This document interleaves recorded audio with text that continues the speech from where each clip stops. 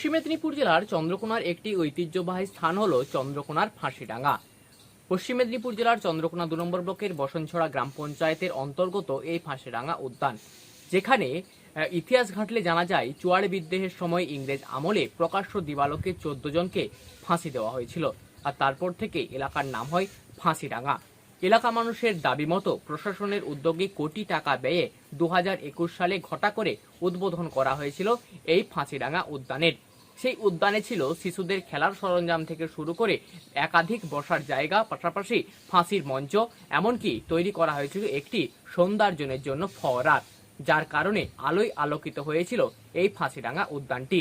তারপর থেকে ঘটা করে উদ্বোধন হবার পর থেকে তার বেশ কয়েক মাস যাবার পর একেবারে বেহাল অবস্থায় পড়ে থাকে, আগাছায় ভরে ওঠে এই ফাঁসিডাঙ্গা উদ্যান। এলাকার মানুষজন বলছেন রক্ষণাবেক্ষণের অভাবে এই ফাঁসিডাঙ্গা উদ্যানের বেহাল অবস্থা, যার কারণে এই উদ্যানে আসে না আর কোনো পর্যটক। আর তারপর থেকে এলাকার মানুষজনেরা সব মিলিয়ে যেমন রক্ষণাবেক্ষণের অভাব, তার পাশাপাশি বিভিন্ন অসামাজিক কাজকর্ম হচ্ছে বলেও অভিযোগ তুলতে থাকেন। আর দীর্ঘদিন ধরে এইভাবেই পড়ে থাকার কারণে আগাছায় ভরে উঠেছে ফাঁসিডাঙ্গা উদ্যান। রাত পোহালেই 15ই আগস্ট, আর সেই কলকাতা টিভির খবরের জেরেই নড়ে চড়ে বসলো প্রশাসনের আধিকারিকেরা। চন্দ্রকোনা বিধানসভার বিধায়ক সুকান্ত দোলাই, পাশাপাশি বিশ্ব হিন্দু পরিষদ ও অখিল ভারতীয় বিদ্যার্থী পরিষদ, পাশাপাশি বজরং দলের কর্মীরা গিয়ে নিজে হাতে পরিষ্কার পরিচ্ছন্ন করলেন ওই ফাঁসিডাঙ্গা উদ্যানটিকে। রাত পোহালেই 15ই আগস্ট, আর তার আগেই সেজে উঠেছে চন্দ্রকোনার এই ফাঁসিডাঙ্গা উদ্যানটি। সামান্য কাজকর্ম করে আগামীকালের জন্য প্রস্তুতি নিচ্ছে বিজেপি বিধায়ক সুকান্ত দোলাই। পাশাপাশি সুকান্ত দোলাই নিজে হাতেই এই যে কাজকর্ম পরিষ্কার পরিচ্ছন্নের সেটিরও তিনি কিন্তু হাত লাগান। এক প্রকার কলকাতা টিভির এই যে খবরের জের, সেই খবরের জেরেই কিন্তু নড়ে চড়ে বসলো প্রশাসনের আধিকারিকেরা। এখন দেখার কত দ্রুত সম্ভব আবারও পুনর অবস্থাতেই ফিরে যায় এই ফাঁসিডাঙ্গা উদ্যানটি। ফাঁসিডাঙ্গা যে মঞ্চটা আছে, আমরা বিগত দিনে তো আন্দোলন করে এখানে একটা পার্ক হয়েছিল। তো বিগত সরকার 2021 সালে যখন উদ্বোধন করেছে, ঘটা করে উদ্বোধন করেছে, আমাদেরকে কোনো কিছু জানায়নি। আমাদের এলাকার যেহেতু একটা পার্ক, একটা ঐতিহ্যবাহী জায়গা চন্দ্রকোনার, তো এই ঐতিহ্যটাকে ধরে রাখার জন্য এই পার্কের যা সংস্কার করানো, যে চারদিকে আগাছা হয়ে আছে বা এই ছেলেদের খেলার জিনিসপত্র যেগুলো আছে, এগুলো সবই মানে কমা জিনিসপত্র এবং সবই ভেঙে গেছে প্রায়। এইটা যাতে একটু সংস্কার করা হয়। এবং আমাদের এই যে চন্দ্রকোনার ইতিহাসে যে একটা ফাঁসিডাঙ্গা চন্দ্রকোনা টাউনে যতজন শহীদ হয়েছে, প্রত্যেকের একটা শহীদের নাম দিয়ে একটা নেমপ্লেট এখানে নেমপ্লেট লাগানো নেই।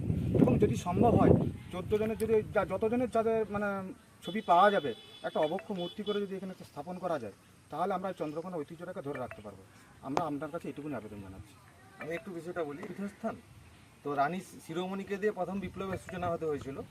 এটা 1800 কত সালে একটা বিদ্রোহ বা লাইক বিদ্রোহ হয়, তখন এখানে 14 জনকে ফাঁসি দেওয়া হয়েছিল। তো এটা আমাদের শুধু পশ্চিম মানে আমরা চন্দ্রকোনা বললে ভুল হবে, ভারতবর্ষের এক বুকে একটা সবথেকে ভালো ঐতিহ্যমণ্ডিত স্থান, যেটা আমরা গর্বিত যে আমাদের চন্দ্রকোনাবাসীর বা চন্দ্রকোনা থেকে এটা উত্থান হয়েছিল।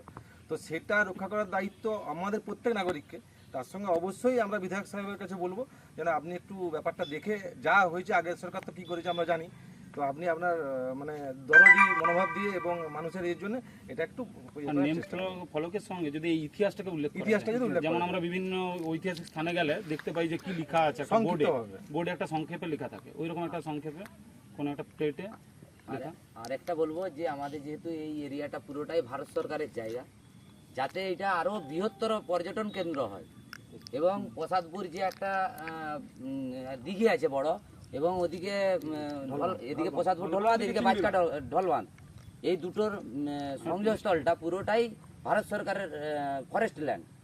এই জায়গাটাকে যাতে এই ফাঁসির মঞ্চের ঐতিহ্য বজায় রাখার জন্যে যাতে আর একটা বৃহত্তম পর্যটন কেন্দ্র হয়, যেটা আমাদের কি বলবো ওয়েস্ট বেঙ্গলের সেরা হবে, সেইটা আমি অনুরোধ করব।